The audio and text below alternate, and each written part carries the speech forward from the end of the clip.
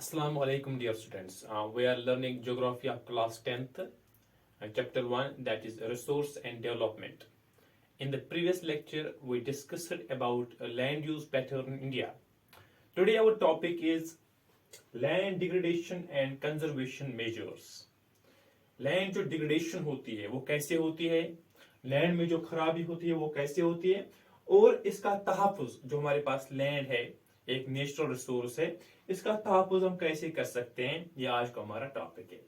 तो हमें पता है ये जो हमारे पास लैंड है ये काफी कीमती रिसोर्स है और हमने इसको गलत तरीके से इस्तेमाल किया है, और चूंकि हम गलत तरीके का इख्तियार करते हैं बहुत अरसे तक और इसको मैनेज नहीं करते हैं, इस वजह से हम देखते हैं कि हमारे पास जो लैंड है इसकी डिग्रेडेशन हुई है। फाइन। तो कहने का ये मकसद है जो लैंड हमें नेचर ने दिया था, इससे हम गलत तरीके से इस्तेमाल करते हैं और फिर इसके सीरियस रिपरकशंस होते हैं हमारे समाज पर।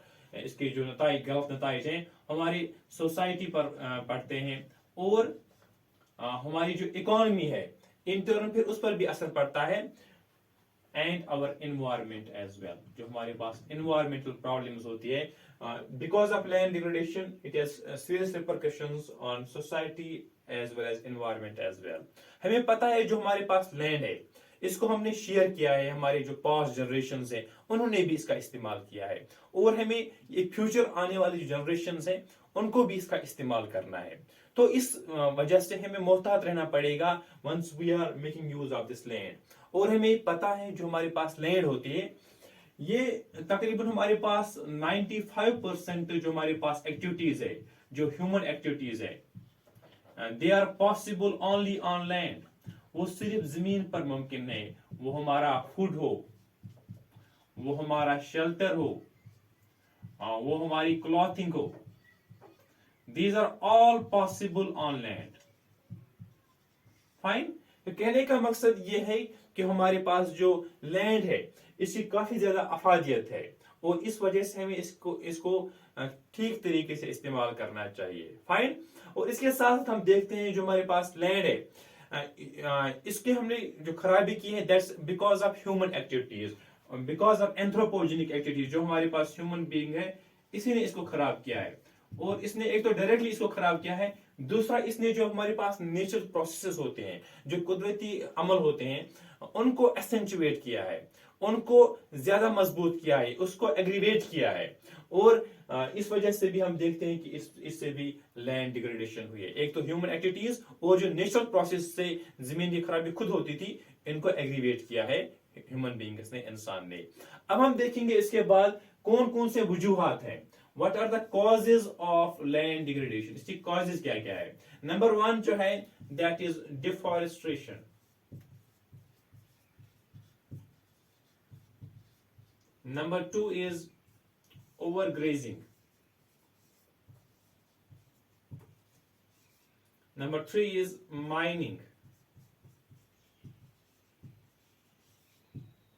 Number 4 over irrigation. Number 5 जो हमारे पास इंडस्ट्रियल एफोलेंट्स है।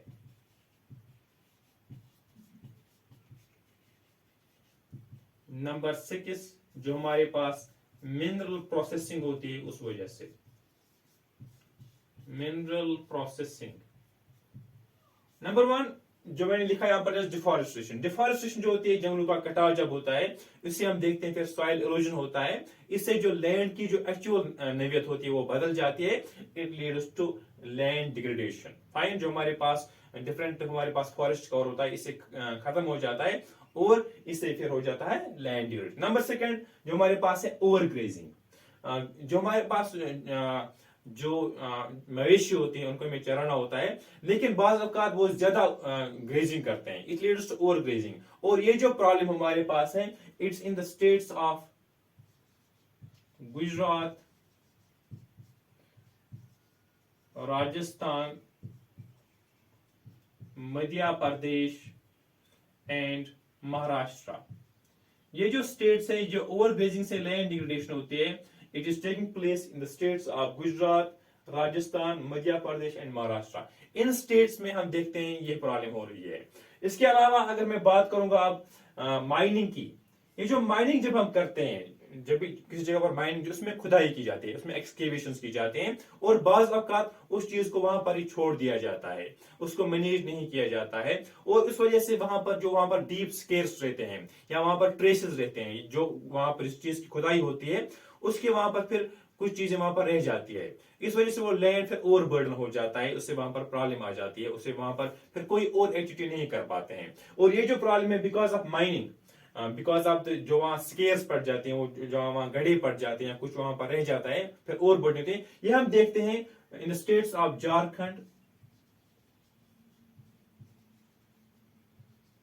छत्तीसगढ़, मध्य प्रदेश एंड उड़ीसा। ये जो 4 स्टेट्स है वहां पर ये प्रॉब्लम ज्यादा पाई जाती है, क्योंकि ये जो हमारे पास है इसे मिनरल बेल्ट, तो यहाँ पर जो जब हम माइनिंग करनी होती है तो इस वजह से हम देखते हैं कि यहाँ पर झारखंड में, छत्तीसगढ़ में, मध्य प्रदेश और उड़ीसा में यहाँ पर माइनिंग से काफी ज्यादा प्रॉब्लम हो जाती है। और बाज औकात इस माइनिंग से, क्योंकि हमें जब माइनिंग करनी होती है, इससे हमें इसके लिए डिफॉरेस्टेशन भी करनी पड़ती है, उस वजह से भी हम देखते हैं, उस वजह से भी फिर लैंड डिग्रेडेशन होती है। फाइन। इसके बाद जो है that's over irrigation. Over irrigation means जब हम आपाशी हद से ज्यादा करते हैं, इस वजह से हम देखते हैं जो हमारे पास सॉइल होती है उससे उसकी जो सैलिनिटी है या अल्केनिटी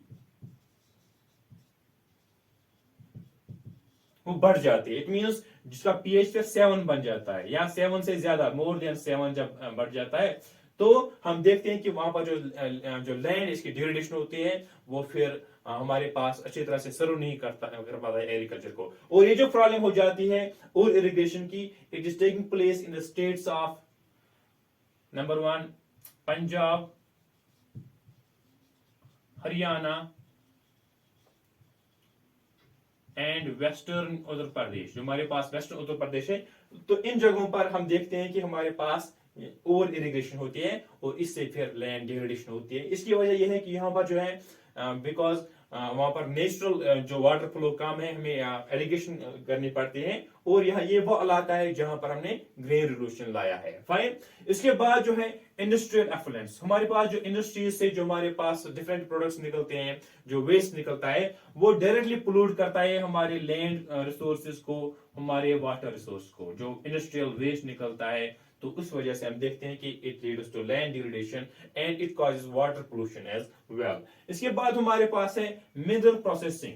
क्योंकि मिनरल्स को जब हम एक्सकेवेट करते हैं तो it has to go undergo processes, इसके पे एक्सट्रैक्शन हो जाती है, फिर इसको अच्छी तरीके से हमें ठीक करना पड़ता है, तब हम इसको इस्तेमाल कर पाते हैं। और ड्यूरिंग दिस प्रोसेस, जैसे अगर मैं एग्जांपल दूंगा यहाँ पर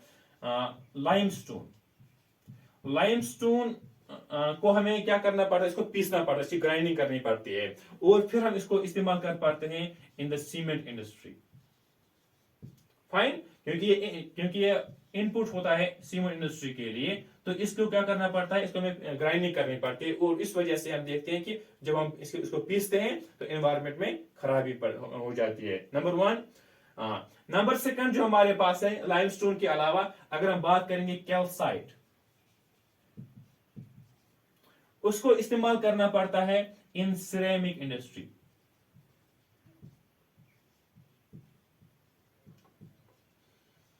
फाइन। तो कहने का मकसद यह है कि जब हम इनकी ग्राइंडिंग करते हैं तो इससे हम देखते हैं इससे काफी ज्यादा डस्ट गर्दा उठता है, और फिर जब वो गर्दा जब सेटल होता है जमीन पर, तो इसमें जो वाटर होता है, वाटर फिर पर्कुलेट नहीं करता है अंदर जमीन के अंदर, इससे हम फिर वहां पर फार्मिंग नहीं कर पाते, क्योंकि जब जमीन के अंदर पानी जाता ही नहीं है तो हम देखते हैं कि वहां पर फिर कल्टीवेशन हम नहीं कर पाते, वहां पर हम फार्मिंग नहीं कर पाते हैं। इस बिकॉज ऑफ मिनरल प्रोसेसिंग की जो अमल होता है, जैसे ग्राइंडिंग होती है, तो जिससे मैंने कहा लाइमस्टोन को सीमेंट इंडस्ट्री के लिए इस्तेमाल करते हैं, उसको पहले हमें तोड़ना पड़ता है, उसकी क्वारिंग होती है, ठीक है। तो इसी तरह से कैल्साइट जो है सीमेंट इंडस्ट्री के, जो सिरेमिक इंडस्ट्री के लिए इस्तेमाल होता है, तो उसको पहले पीसना पड़ता है, और इट क्रिएट्स डस्ट। फिर वो डस्ट जब सेटल होता है जमीन पर, फिर जो वाटर अंदर फिर दाखिल नहीं हो पाता है, इससे हम देखते हैं कि इसे प्रॉब्लम हो जाती है। फाइन। सो कहने का मकसद है जो we have 6 set of problems जिससे हमारे पास it leads to land degradation. There are 6 causes of land degradation. इसके बाद जो हमारे पास है that is, अब इसका solution किसमें है? Solutions में पहला काम, चूंकि यहां पर मैंने डिफॉरेस्टेशन कहा, तो इसका जो उल्टा होगा that is afforestation. हमें ज्यादा से ज्यादा हमारे पास प्लांटेशन करनी पड़ेगी, हमें पौधे ज्यादा लगाने पड़ेंगे, इससे एक सॉइल इरोजन भी बच जाएगा और इससे हमारा लैंड भी है उसकी डिग्रेडेशन नहीं होगी. नंबर 2 जो हमारे पास है, हमें we have to maintain the grazing process. जो हमारे पास ग्रेजिंग है इसको हमें मेंटेन करना पड़ेगा. हमें यहाँ पर ओवर ग्रेजिंग को प्रमोट नहीं करना चाहिए, but we have to maintain our grazing system. Number 3 is जो mining का related था, that is we have to go for regulated mining. Mining को हमें गवर्नमेंट को इसको रेगुलेट करना पड़ेगा, इसको एक इंस्ट्रक्शंस जारी करने पड़ेंगे कि हाँ माइनिंग किस तरीके से करनी है, कि उसको वहां पर ऐसे ही नहीं छोड़ना है, इसको मैनेज करना है वहां की लैंड को. फाइन. इसके बाद जो ओवर इरिगेशन है, हमें क्या करना चाहिए? हमें प्रॉपर इरिगेशन करनी चाहिए. जैसे आज का जो कंसेप्ट है, जैसे we go for drip irrigation. Drip irrigation आज का कंसेप्ट है कि जो जितनी फसल को जितनी जरूरत हो उतना ही इस्तेमाल करते हैं, या स्प्रिंकल इरिगेशन. ये भी एक तरीका है इरिगेशन का, जिसमें हम कम से कम लैंड को जितनी जरूरत होगा फसल को उतनी हम इरिगेशन करते हैं, ज्यादा इरिगेशन नहीं करते हैं. सेम इज द केस जो हमारे पास, we should go for treatment of industrial wastes. Treatment of industrial wastes. जो हमारे पास इंडस्ट्रियल वेस्ट्स हैं उनको प्रॉपर ट्रीटमेंट के साथ फिर हमें छोड़ना चाहिए. जो वाटर, अगर वाटर में जा रहा हो तो आफ्टर प्रॉपर ट्रीटमेंट उसको छोड़ा जा सकता है, लेकिन ऐसे हमें नहीं छोड़ना चाहिए, क्योंकि इसके क्रिएट्स जो हमारे पास इकोसिस्टम है इसको ये खराबी करता है, जो हमारे पास इंडस्ट्रियल वेस्ट होता है. एंड नंबर 6 हम देखेंगे जो मिनरल प्रोसेसिंग को हमें ठीक तरह से मैनेज करना चाहिए. और इसके अलावा जो हमारे पास एरिड एरियाज है, एरिड एरियाज में हम देखते हैं कि जहां पर जो ड्राई एरियाज एरिड एरियाज, वहां पर देखते हैं, जैसे हम अगर राजस्थान वगैरह की बात करेंगे, वहां पर सैंड ड्यून्स होते हैं. क्योंकि सैंड ड्यून्स काफी ज्यादा प्रॉब्लम के बायस बन जाते हैं, तो वहां पर हमें कल्टीवेशन करनी पड़ती है. जो वहां पर जैसे हमारे पास वहां पर थॉर्नी बुशेस हैं, वो वहां पर ग्रो करते हैं.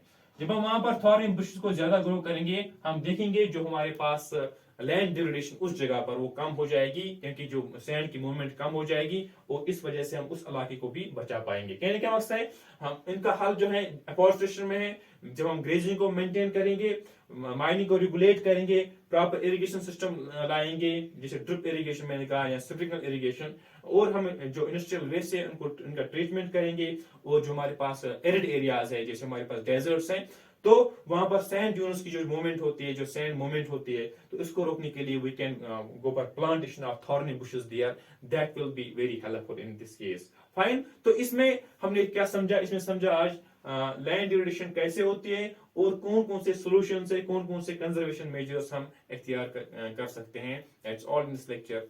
Thank you very much.